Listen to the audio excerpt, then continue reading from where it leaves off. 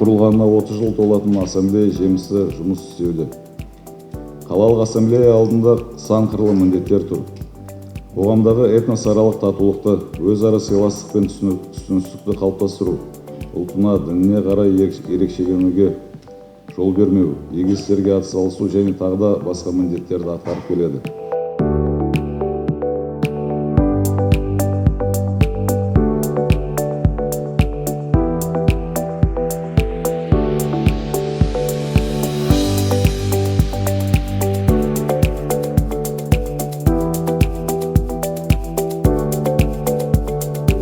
Шымкент қаласының ассамблеясы деңгейлі жұмыс атқарып, қоғамда бірлік пен келісімді бекемдеп келе жатқан үлкен ұжым. Осы күнге дейінгі атқарылып жатқан үлкен ауқымды жұмыстарыңызды білеміз.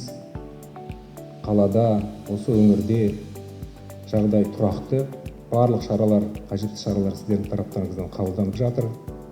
Ол әлбетте оң баға алып жатыр. Сондықтан осы үлкен еңбектеріңіз үшін көп рахмет.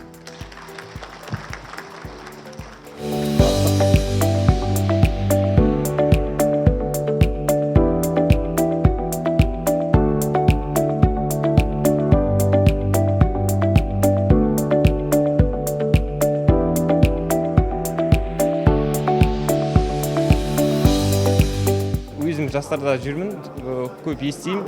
Ассамблея ешқандай жұмыс істеп жатқан жоқ.